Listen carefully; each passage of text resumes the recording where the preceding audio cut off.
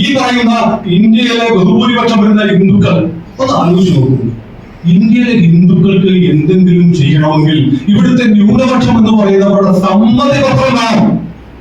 നമ്മൾ എന്ത് തീരുമാനിച്ച അയ്യോ മുസ്ലിങ്ങൾക്ക് എന്ത് തോന്നും, ന്യൂനപക്ഷങ്ങൾക്ക് എന്ത് തോന്നും എന്ന് തീരുമാനിച്ച് സ്വയം ഒരു വീറ്റോ അധികാരം ഈ രാജ്യത്തെ ന്യൂനപക്ഷത്തിന് കൊടുത്തുകൊണ്ടാണ് പ്രിയപ്പെട്ടവരെ നമ്മൾ ഈ രാജ്യം ഭരിച്ചുകൊണ്ടിരിക്കുന്നത്.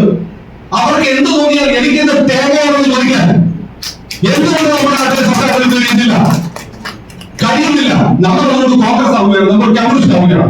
ഇതാണ് പ്രശ്നം. ഹിന്ദുവിന് ഇതുപോലൊരു സുവർണാവസരം ഹിന്ദുവിന് കിട്ടിയിട്ടില്ലല്ലോ. വാജ്പേയിയുടെ സർക്കാർ ഉണ്ടായിരുന്നു, നമുക്കറിയാം. 13 ദിവസം മുതൽ കാലാവധി പൂർത്തിയാക്കിയ സർക്കാർ ഒരുപാട് പ്രശ്നങ്ങളുണ്ട്. ഒരുപാട് ആളുകൾ ബാഹ്യ പിന്തുണ കൊടുത്ത് അവരുടെ ഇച്ഛകൾക്കനുസരിച്ച് മാത്രം വരുന്ന ഒരു സർക്കാരിന്റെ കാലം കഴിഞ്ഞിട്ട് 2 ടേം ഒറ്റയ്ക്ക് ഭരിക്കാവുന്ന അവസ്ഥയിൽ നമ്മൾ ഭരിച്ചില്ലേ?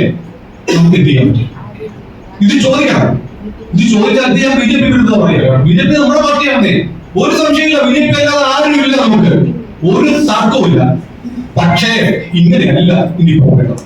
ഇങ്ങനെയല്ല പോകേണ്ടത് ഉറക്കെ പറയാൻ കഴിഞ്ഞാൽ മാത്രമേ എന്തുകൊണ്ട് ഹിന്ദുത്വ ശക്തികൾ തോൽക്കുന്നു എന്ന ചോദ്യത്തിൽ വരുന്നുള്ളൂ. കാരണം ഇപ്പോ ഹിന്ദുത്വ ശക്തി ഇല്ല സാർ.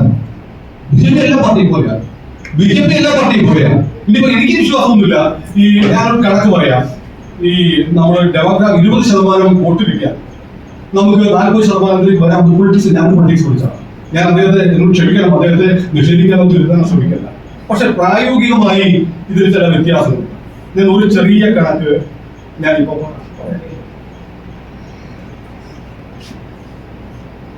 കഴിഞ്ഞ ലോകസഭ